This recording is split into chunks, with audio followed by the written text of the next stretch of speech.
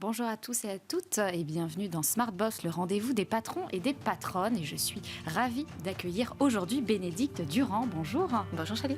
Tu es directrice générale d'Alteora, donc leader européen de la transformation des matériaux composites. Eh bien écoute, au sommet de l'émission, on va commencer par plutôt une rencontre. Donc c'est la séquence David rencontre Goliath. Donc tu verras une start-up et vous parlerez un peu de vos sujets de prédilection. Ensuite, tu auras l'interview en coulisses. On va vraiment revenir un petit peu sur ton parcours de dirigeante et on terminera par l'interview chrono qui est là une série de questions-réponses très rapides. Voilà, merci beaucoup d'avoir accepté l'invitation et on va pouvoir passer à la séquence David rencontre Goliath. Donc la start-up qui te fait face, c'est Composite, qui conçoit donc des réservoirs en composite thermoplastique. Et donc je suis ravie d'accueillir donc son PDG, Pierre Blanc-Vanet. Bonjour. Bonjour, merci pour l'invitation. Merci d'être venu. Alors est-ce que déjà tu peux nous expliquer comment vous arrivez à concevoir ça, alors avec des mots simples, on n'est pas habitué à parler de ce genre de sujet. Et puis voilà, et quels sont les avantages justement de ces réservoirs? Oui, tout à fait. Alors Composite, c'est une start-up industrielle qu'on a fondée sur la base d'une licence sur un procédé. En fait, on n'a pas inventé le procédé de fabrication, on a travaillé avec les gens qui ont inventé ce procédé-là, qui consiste à enrouler de la matière et à la chauffer pour faire une coque. On fait une coque qui sert de réservoir, de réserve de pression. L'avantage, c'est qu'on va faire des réservoirs qui sont légers, qui durent extrêmement longtemps dans le temps parce qu'ils sont insensibles à la corrosion, en utilisant des matériaux qui sont recyclables. Donc on peut imaginer broyer le matériau en copeaux et en refaire des matières qui vont être utilisées après dans d'autres process. C'est un des gros avantages du thermoplastique, en plus d'avantages sur la durée de vie et sur la tenue mécanique du produit. Et on applique ça sur tout un tas de réserves de fluides sous pression, parce que globalement, stocker de l'eau dans des réservoirs qui ne rouillent pas, c'est d'assez bon sens sur pas mal d'applications. Et à qui vous vendez ça? Aujourd'hui, on fait beaucoup de réservoirs de traitement de l'eau. Donc on vend à des entreprises qui font des forages, c'est-à-dire qui vont creuser des puits, et qui derrière sortent l'eau du puits et ont besoin de la mettre en pression et de la traiter avant qu'elle soit utilisée, soit pour donner à des animaux, soit pour arroser des cultures, soit pour aller dans des maisons. Voilà. Donc nous, on fabrique ces équipements-là et on pousse jusqu'à proposer du dimensionnement sur le traitement de l'eau. En fonction de la qualité d'eau dont tu as besoin en sortie, on va proposer un réservoir plus ou moins gros avec tel type de filtration à l'intérieur pour atteindre la qualité donnée. Alors Bénédicte, est-ce que tu connaissais ou pas?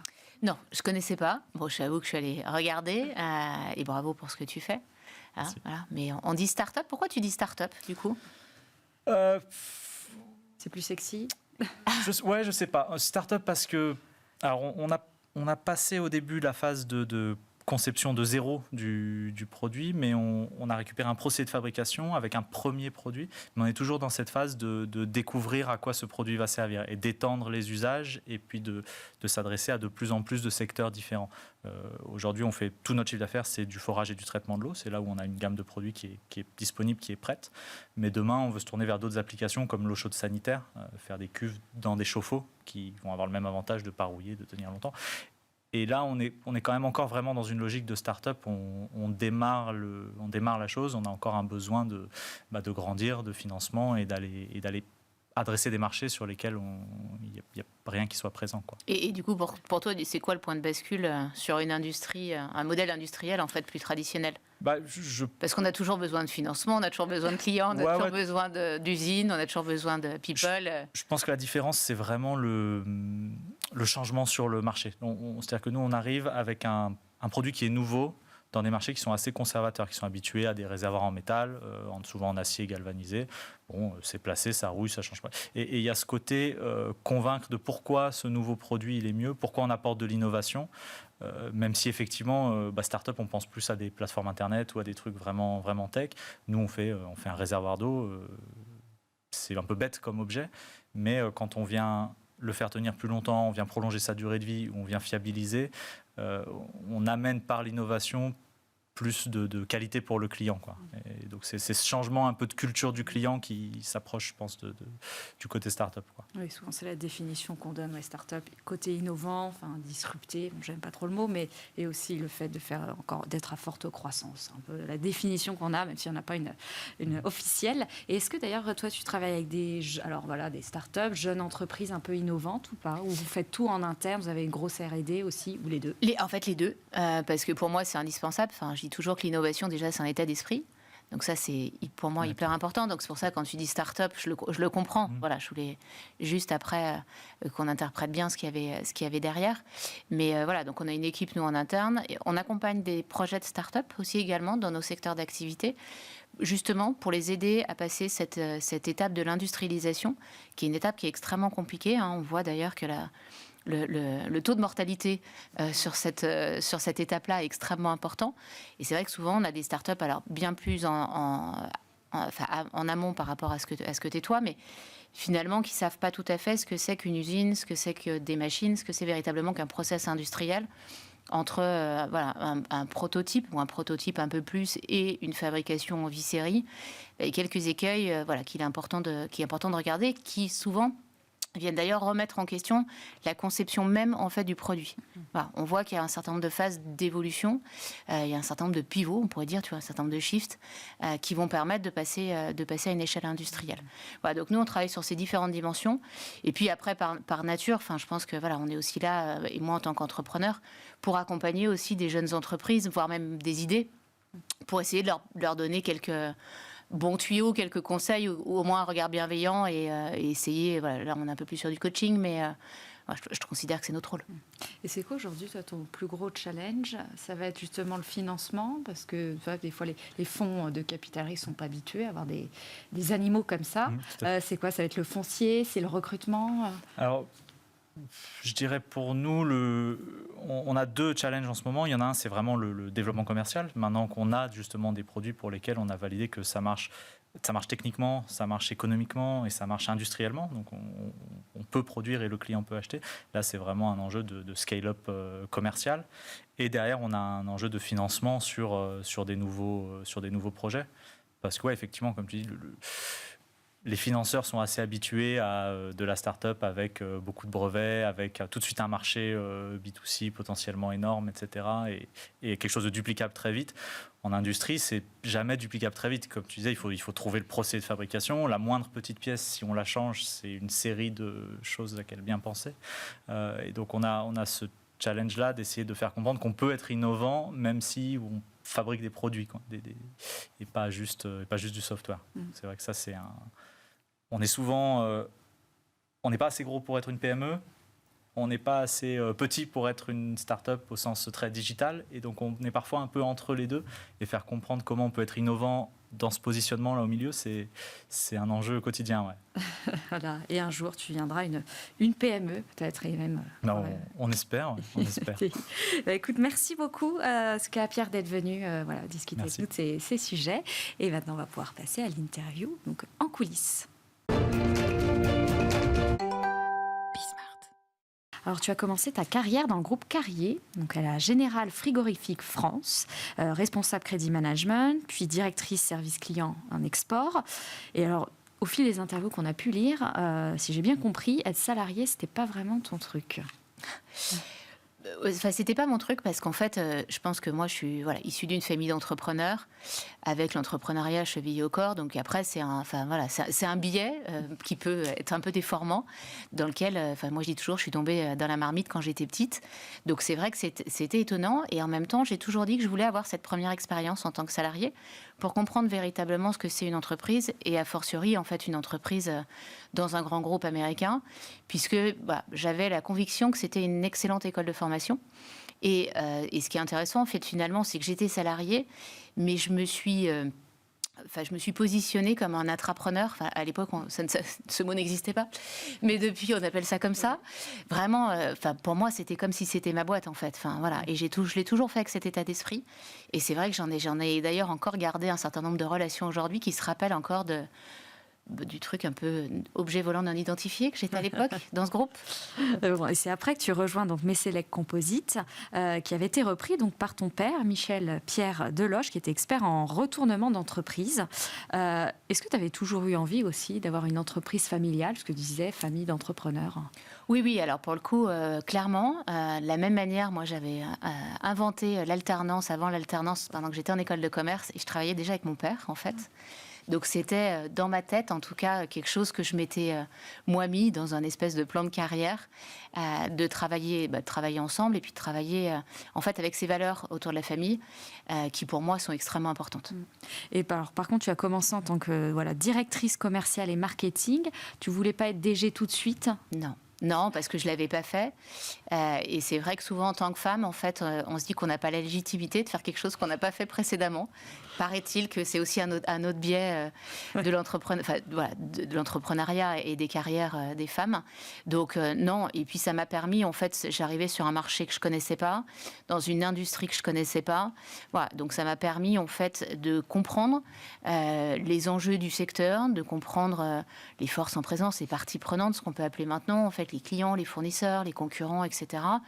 Et de proposer un plan stratégique en fait au conseil d'administration. Et pour moi, c'était important en fait d'être choisie parce que j'avais un projet et non pas par défaut, même si évidemment que ça a son importance, parce que j'étais la fille du boss, quoi. Et alors donc ton père après part à la retraite. Alors c'était quoi, 2019? 2016, 2016, oui, 2016, parce qu'après 2019... Après, change de nom. Enfin, voilà. Et dans quel état, du coup, d'esprit t'es quand il part, en fait? Alors, il n'était pas opérationnel. Donc, c'est vrai que c'est évidemment plus facile, parce qu'on dit souvent qu'il y a toujours une difficulté à succéder à son père, à sa mère. Enfin, voilà. Donc ça, moi, c'est vrai que je ne l'ai pas eu, en fait, dans l'opérationnel et dans le quotidien. Et en fait, du coup, entre nous deux, il avait été nommé un DG de transition, ce qui, du coup, était une très bonne passation, puisque du coup, voilà, il n'y avait pas d'attache et qu'il était à peu près clair que c'était moi qui reprenais ensuite. Donc, voilà. Et donc quand tu reprends, donc c'est une PME qui fait pratiquement 30 millions de chiffre d'affaires, 200 personnes. Ton objectif en tête, c'est je veux devenir maintenant une ETI. Ouais, le premier objectif, c'était évidemment le palier des 50 millions, auquel on n'est pas tout à fait, mais dont on est en train de se rapprocher, qui était clairement le premier palier. En tout cas, c'était la structuration, c'était une organisation de groupe, c'était des process, c'était l'innovation, on en a parlé avant. En fait, c'était remettre des fondamentaux d'un groupe industriel moderne. On va avoir 90 ans cette année, et pourtant, on est vraiment... Tout à l'heure, on parlait de start-up. Pour moi, on est vraiment extrêmement moderne en fait dans nos approches, dans notre manière de fonctionner. Et ça, pour moi, c'était important de remettre ça un peu partout. Donc, c'était ce premier plan de croissance et de modernisation. Et alors, comment justement tu fais pour rester un peu agile, pour être toujours moderne, alors que plus ça va, plus forcément on grossit? C'est un peu quoi le secret? Alors, je ne sais pas si c'est un secret, je ne sais pas si c'est un atout ou parfois une contrainte, mais c'est vrai que moi, je suis toujours dans la remise en question perpétuelle, alors avec des avantages et des inconvénients, parce que c'est vrai que donc du coup, j'aime bien l'idée, et je le dis beaucoup aux collaborateurs, en fait, on peut tester des choses.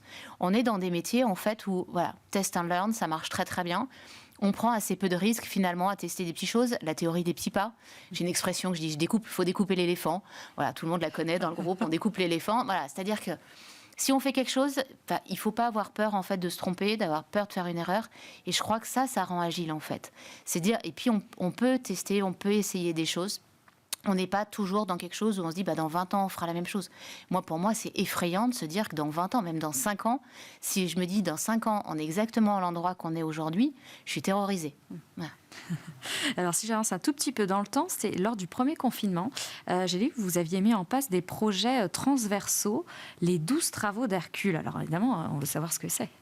Les 12 travaux d'Hercule, en fait, c'était, c'est vrai qu'on a tous été un peu estomaqués, en fait, par ce qui arrivait, avec dire, qu'est-ce qu'on en fait? Nous, on était à la fin d'un plan stratégique, il fallait absolument qu'on pense la suite. Donc, pour moi, la vision d'entreprise, elle est extrêmement importante dans la structuration, parce que, quand on sait, moi, je dis toujours, quand on sait où on va, j'ai pas forcément la route, le chemin, parce que ça, c'est aux collaborateurs, et puis ça se crée au jour le jour, mais quand on a le cap, ça me semble plus évident d'emmener tout le monde et d'embarquer tout le monde. Et donc là, il était indispensable qu'on avance sur notre feuille de route. Et c'est pour ça que j'ai pris la décision qu'on travaille de mettre en fait des collaborateurs, des membres du CODIR, etc., entre eux avec des objectifs coacher, parce que pour moi c'est aussi important d'avoir parfois cet œil extérieur en fait qui nous accompagne. Et c'est de là qu'est né le groupe Alteora, donc la réorganisation juridique, le nouveau nom, le nouveau positionnement sur un plan stratégique qui est encore le nôtre, d'un industriel responsable autour d'un écosystème. Et justement, ce changement de nom, est-ce que c'était pas quand même un peu compliqué après autant de temps ? En fait, ce n'est pas un changement de nom, c'est une évolution de l'organisation, puisqu'en fait, aujourd'hui, on a toujours des usines qui s'appellent Messelec. On le voit encore, et c'est vrai que là, on est à Paris, et je dis souvent, sur les trottoirs, il y a du Messelec partout, que ce soit sur des plaques de fonte, que ce soit les toits des colonnes Maurice, etc. Donc ça, c'est écrit Messelec, tu regarderas sur les plaques de fonte. Donc ça, c'est l'exploitation, c'est une partie des usines. Alteora, c'est la holding industrielle, c'est la tête du groupe. Et pour ça, c'était important d'avoir un nouveau nom, parce que c'est aussi donner un nouvel élan et un nouveau souffle au positionnement. Parce que c'est vrai, quand on date de 1934, on fait souvent référence à ce qu'on faisait il y a très longtemps, qui étaient les cabines de téléphone. On était leader européen, avoir une partie du monde des cabines de téléphone. C'est plus ça. Donc c'est important pour autant de garder nos bases, de garder notre histoire. Et d'ailleurs, c'est très important pour les collaborateurs d'avoir gardé ce nom de Messelec. Donc j'aurais pas pu faire table rase et mettre un coup de gomme dessus. Voilà. Mais c'est une autre étape dans laquelle Messelec est une partie du puzzle, dans un tout qui est plus grand, qui est Alteora. D'accord. Et alors, au fur et à mesure, là, vous avez intégré des nouvelles compétences. Tu parlais de modernisation, des nouveaux savoir-faire. Où est-ce que tu allais chercher toutes ces compétences ?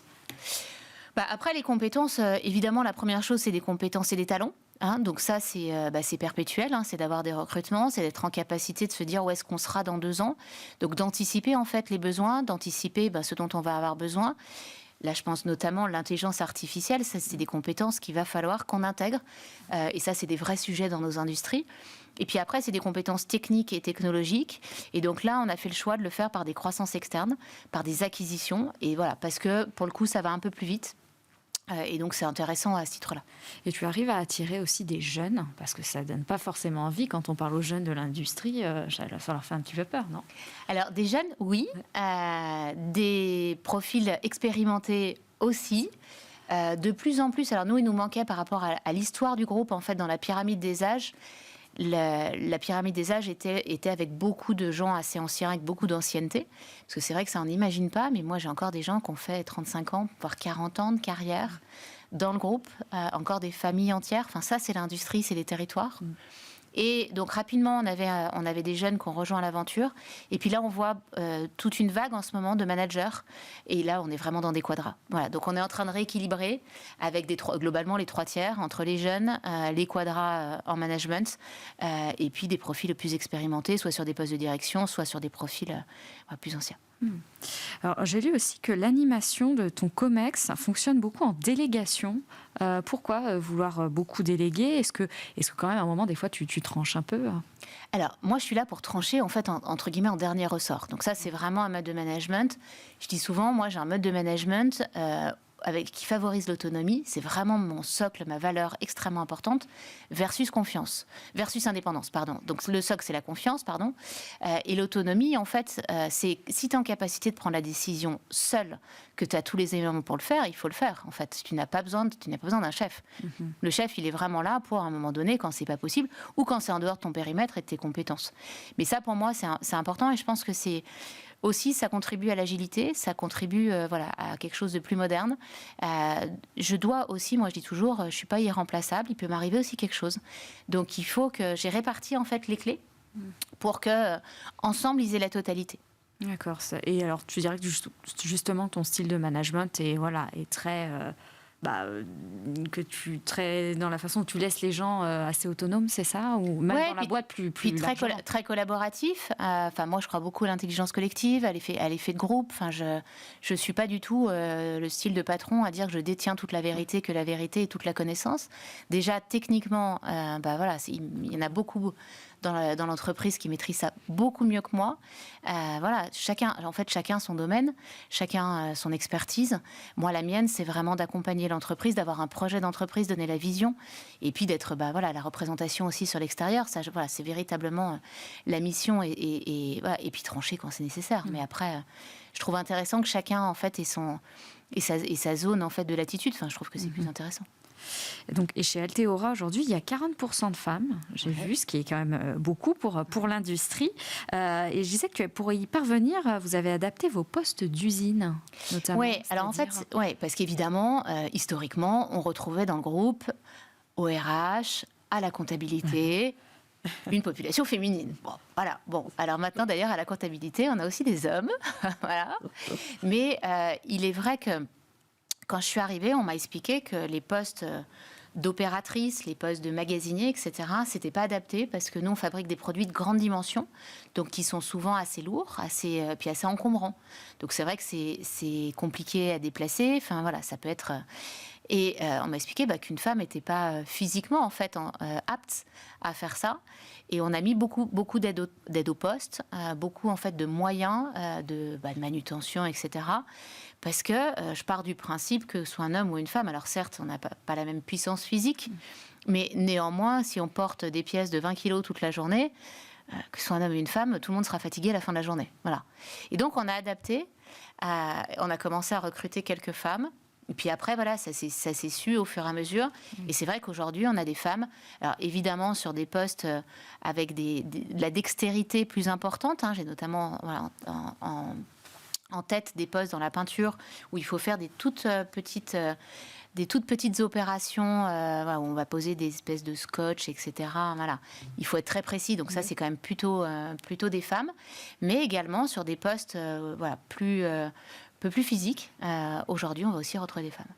Et vous, justement, toi d'être une femme, est-ce que ça attire aussi plus les femmes, justement, qu'elles candidatent plus ou Oui, alors tu vois, moi je l'avais pas perçu parce que en fait pour moi c'est pas un problème en fait, mais c'est vrai que j'ai plusieurs femmes et notamment, on a fait une série d'entretiens là pour nos 90 ans et c'est vrai qu'il y en a plusieurs qui ont dit d'être une femme dans le groupe, c'est pas un problème, c'est pas un sujet en fait. Oui. Voilà, le sexe n'est pas un sujet. Oui, ça n'est plus. Ça, je trouve c'est chouette. Oui.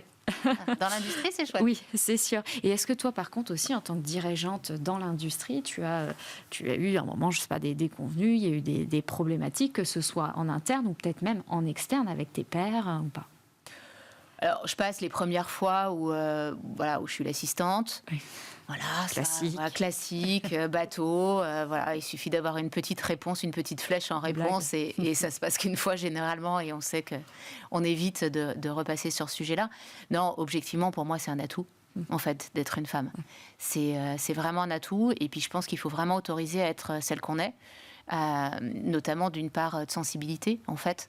Je pense que ça c'est de vulnérabilité au sens large. Je pense que c'est important parce que ça permet également finalement aux hommes de se dire que c'est possible. Ouais. Et alors j'ai lu que dans une interview, tu disais que la performance, autrefois appelée productivité, est un terme devenu incompatible avec le dialogue social. Aujourd'hui, pourquoi tu as dit ça? J'ai dit ça. Oui. Alors, je ne me rappelle absolument pas. Pourquoi? Non, mais parce que c'est des mots qui font peur, en fait. Enfin, voilà, c'est l'équivalent. Ça commence par la même lettre. Oui. Et c'est vrai que quand on parle aujourd'hui de performance, quand on parle lean management, etc., on imagine qu'on va pressuriser, en fait, systématiquement. Voilà, qu'on va mettre sous contrainte, qu'on va pas respecter, en fait, un certain nombre de choses. Et c'est pas positif, évidemment, vis-à-vis des partenaires sociaux, alors que performance, finalement, si on le prend dans le sport, si on fait un équivalent et un parallèle, performance, c'est ce qu'on cherche. Oui. Je vais parler un tout petit peu quand même de transformation, environnementale, écologie. Aujourd'hui, c'est devenu... Comment est venu le sujet chez vous? Ça fait longtemps où il y a eu une accélération. Comment tu as amené un peu plus le sujet sur le devant? Alors, la première chose, c'est que nous, on est Nord-Ardèche, devant l'usine, Coteaux du Saint-Joseph, le Rhône à gauche, les vignobles à droite. Donc déjà, juste ça, en fait, ça inspire à être responsable d'un point de vue environnemental et écologique. Voilà, on a juste une conscience. C'est vrai que les collaborateurs, ils vont courir dans les vignes entre midi et 2. Ils vont faire du trail. Donc juste ça, en fait, c'est juste dire ce qu'on fait. J'ai vraiment commencé par ça. Notamment aussi d'un point de vue sociétal. Je disais tout à l'heure, on a des familles entières, on a des générations. On voit d'ailleurs des enfants de collaborateurs qui viennent, qui sont dans le groupe. Et c'est une fierté, en fait, pour eux de poursuivre, de passer le relais. Alors, voilà, souvent à des postes différents, etc. Mais c'est extrêmement intéressant. Donc, finalement, c'était juste dire ce qu'on faisait et ce qui sont nos racines. C'est-à-dire que nous, on n'a pas besoin de remplir des questionnaires. Voilà, c'est-à-dire que c'est natif. Mais on ne le disait pas parce que ce n'était pas forcément nécessaire. Donc c'est vrai qu'il y a un certain nombre de choses qui sont pour nous, je parlais tout à l'heure des valeurs, et puis encore plus dans une entreprise familiale. Tout ça, en fait, c'est juste savoir en parler, évidemment le marketer un peu, mais finalement, c'est juste ce qu'on fait. C'est juste ce qu'on est. By design, comme on dit dans le monde Exactement. des startups. Et alors, j'ai vu début février là, que le cours d'Alteora a grimpé de 54% après avoir été sélectionné par un grand constructeur automobile, alors c'est très secret, pour prototyper le camion du futur. Est-ce que dans ces moments-là, justement, faut garder la tête froide ou pas ? Alors, je la garde froide parce que de toute façon, notre cours est massacré. Donc, même à plus 50, en fait, il était encore massacré, à mon sens. Voilà. Donc, je garde la tête plus que froide par rapport à ça. Je ne suis pas arrivée sur le cours de bourse, qui est une vraie problématique, d'ailleurs, dans nos entreprises industrielles, pour les ETI, les PME industrielles. La valorisation, en fait, d'une entreprise industrielle est complètement incomprise. C'est vrai que si, pour le coup, on ne s'appelle pas tech, start-up... et qu'on fait du chiffre d'affaires, en fait, vaut mieux pas faire de chiffre d'affaires. Finalement, ce qui est quand même un peu bizarre. Vaut mieux pas employer de collaborateurs, pas avoir d'usine et pas avoir d'outils industriels. Bon, voilà. Donc après, non, pour moi, c'est un épiphénomène. Ce qui est important là, évidemment, qu'on signe régulièrement des contrats dont on n'a pas le droit de donner les noms, et ça me semble logique, voilà. Mais aujourd'hui, quand il y a des projets où les composites biosourcés ou des nouveaux matériaux en fait émergent et qu'on veut essayer des choses, on est vraiment identifié comme étant le bon transformateur.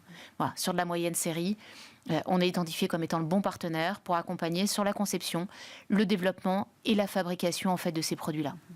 Écoute, merci d'avoir répondu à toutes ces questions et on va pouvoir passer à l'interview chrono. Est-ce que tu peux me donner un chiffre qui représente Alteora ? Si tu en avais un. 90. Qui Parce est que 90 ans cette année. Est-ce que tu peux me citer une entrepreneuse ou une dirigeante française ? Alors écoute, je vais rester sur ma région et autour de Lyon avec Alexandra Mathiolon, qui est PDG de Serfim, un groupe dans le bâtiment, voilà, qui est une jeune trentenaire, qui a modernisé le groupe d'une manière extraordinaire et vraiment très, très intéressante. Très sympa et brillante. Tu es plutôt LinkedIn, Instagram ou TikTok ? Alors, je ne suis pas du tout TikTok. Voilà, c'est-à-dire que ça me dépasse complètement. LinkedIn professionnel et Insta perso. Si tu pouvais prendre une mesure qu'on pourrait appliquer tout de suite là, au secteur de l'industrie, laquelle ça serait ? Une meilleure valorisation ? On parlait, très bien. Le dernier livre que tu as lu ? L'âme du monde, de Frédéric Lenoir, qui est un vieux livre, mais que j'ai absolument adoré. L'application que tu utilises le plus ? WhatsApp. Est-ce que tu peux me donner peut-être un mot, un petit conseil pour les jeunes filles qui n'ont pas d'idée de ce que c'est l'industrie ? De venir voir et puis d'oser. Voilà. Tes dernières vacances ? Mes dernières vacances, c'était un week-end à Paris, voilà, un bon week-end. Et les prochaines, surtout, c'est un week-end à Rome dans 8 jours. Ah, super. Écoute, ChatGPT, fasciné ou apeuré ? Fasciné, j'utilise un petit peu. Super. Écoute, merci encore une fois d'avoir accepté cette invitation et merci à vous d'avoir regardé cette émission et moi je vous donne rendez-vous très prochainement pour un nouveau numéro. Merci, au revoir.